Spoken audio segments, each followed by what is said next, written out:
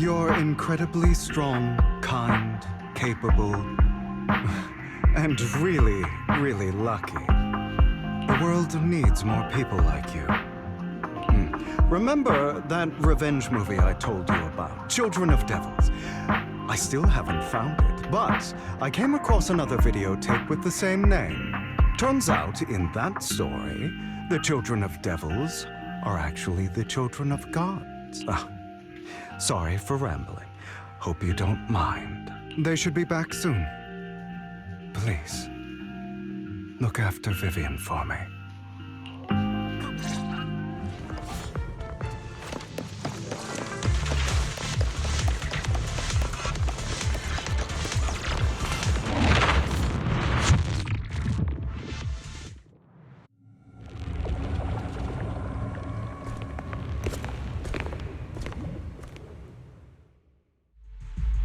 What is this? It looks like a cocoon. Careful, everyone. If I'm not mistaken, that's a sacrifice in there. It appears to be in hibernation. We don't know when it'll wake up. If it does wake up, we'll be in serious trouble. Wait, those spots Bringer marked in his notebook. Are you saying each one might have a sacrifice like this? That means there must be at least a dozen of them. And that's only counting the ones we know so far. These sacrifices may still be hibernating, but the fact that there are so many of them out there is terrifying. The Exaltists must have a way to revive them. And that's not all. These sacrifices can exist outside the Hollows. If they make their way into populated areas, I'm afraid it will lead to a catastrophic disaster likened to the fall of the old capital. That's almost certainly what they meant by vengeance against all New Eridu.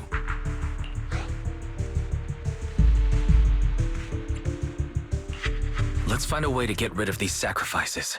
We can't let the Exaltists have them. Thank you for helping me find this sacrifice. But sorry, kids. You won't be the ones to keep it. it's that annoying old man. Why is he here? I'd advise you to choose your words wisely, young lady. You're from the Ravenlock family. So it was you. That face.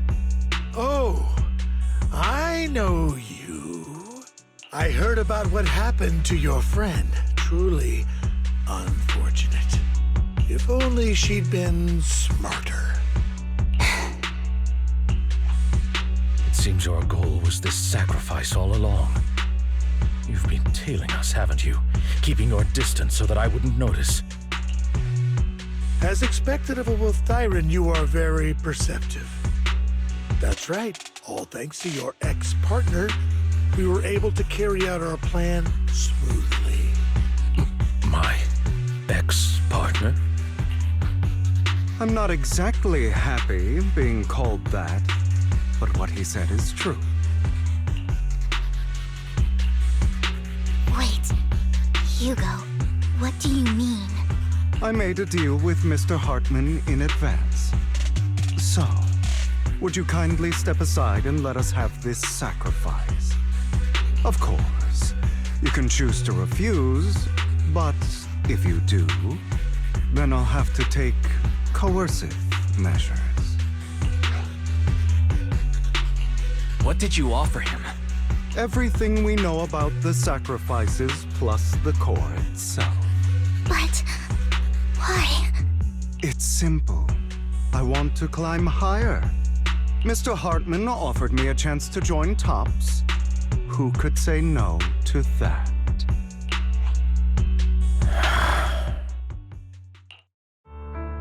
No. Impossible. You promised to help me investigate the Exaltists. You told me the whole point of Mockingbird was to do anything it takes to bring a little justice to this world. Was all of that just a lie? You're just too gullible, Vivian. I also told you, everybody lies. To hide their true intentions, people lie so smoothly, they don't even bat an eye. You. What a wonderful show of betrayal and backstabbing! Bravo! I've got no interest in your little feud, but would you all be so kind as to step aside? My men still have some delicate handiwork to do to extract that sacrifice behind you. Over my dead body. Hugo, why in the world would you do that?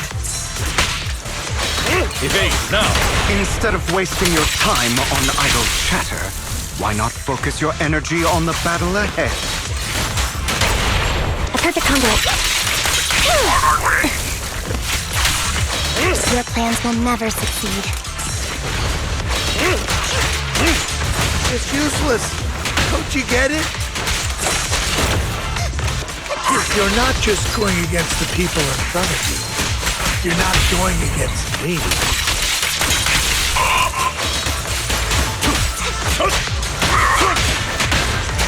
Rather, the entire Ravenlock family, even the whole of Tops. There's no chance of victory for you.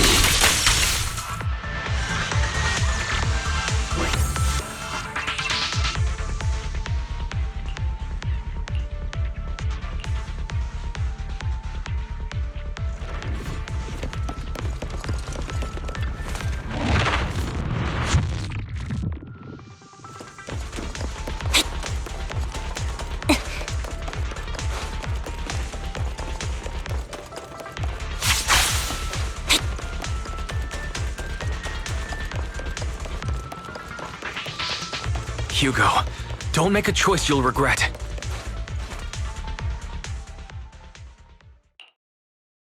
Oh, you guys are such a pain. Hugo, stop standing around. Time for you to act. We had a deal. Give me the sacrifice core now. Did we? I don't remember. I imagine this is your favorite kind of entertainment. Watching allies betray each other, suspicion festering until it all turns to bitter hatred. Seeing people tear each other apart like wild beasts, just like your decaying family. Does it comfort that dead conscience of yours? You. What's that supposed to mean? I am loving the look on your face right now. Right when you think you've succeeded, I'm here to tell you it was all fake. None of it was real. Let this pain sink in. It's karma for what you did to me back then. You're insane. I have no idea what you're talking about. You still don't recognize me, do you? Let me give you a little hint. My full name is Hugo Vlad Ravenlock. That's impossible. You're part of our family?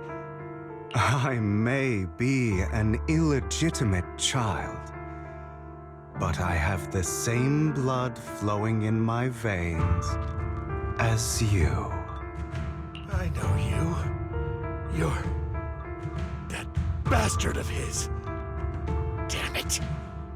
I could have sworn you were already. My dear uncle, you were never worthy of your position. You have no claim to the Ravenlock lineage. You may have killed all of my father's other children, but sorry to disappoint, I'm still alive. I am the true heir to the Ravenlock family. You're a bastard. You have no right to inherit the family. That's not for you to decide. Master Edmund is very supportive of my claim. Edmund? That's impossible. You weaseled your way into Top's inner circle? Master Edmund doesn't care who achieves his goal. In other words, he'd happily let me take over the Ravenlock family, as long as I'm more competent than you. This can't be! You don't know the family's real secret! I know a lot more than you think, including everything that you've done. Just give up. You never even stood a chance. Damn it. This was all fake, right? You were just putting on an act to fool this old man, right? I actually fell for it. Don't do that again. At least give us a heads up next time. Vivian, everything I did was to rightfully inherit the Ravenlock family. That part is true. Now, I'm going to kill this man who stole what was never his. I'll make sure he can never be a threat again. You can't kill him. We still need information from him on the sacrifices and the Exaltists. You must be misunderstanding something, Lycon. Just like you chose the mayor, I chose Tops. At least for now, Tops has the same interests as me. I'm not going to harm my own self-interests. Be it intel on the sacrifices or the core itself. I'm handing everything over to Master Edmund. Why? I just want to take back what's mine. If fate is not willing to give me justice, then I'll just have to seize it with my own hands. Stealing, robbing, lying, or betraying. I'll do whatever it takes. Even if it means selling your soul to the devil? You know about the power struggle between Tops and City Hall. Those elites at Tops would be only too happy to see the Exaltists plotting a grand attack on New Eridu using sacrifices. That would severely harm the Mayflower's reputation and approval rating in New Eridu. And that's exactly what Tops wants to see. If that happens, countless people will die! I'm sorry it has to be this way. But I have to do this.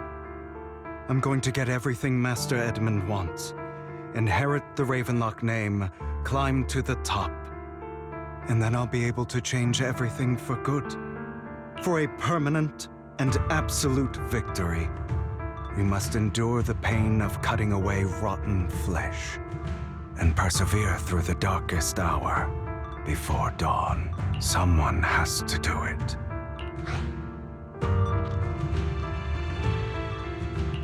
I don't agree. Sounds like some twisted logic to me. This is the path I've chosen. Without power, resources, or strength, we can't do anything. Mockingbird is the perfect example. All the talk about using our power to tip the scales of justice and hover over them like the sword of Damocles. It's just a delusion. In their eyes, we're nothing but annoying gnats. Mockingbird has never really changed anything or saved anyone. Never in the past, not now, and never will in the future. None of it matters.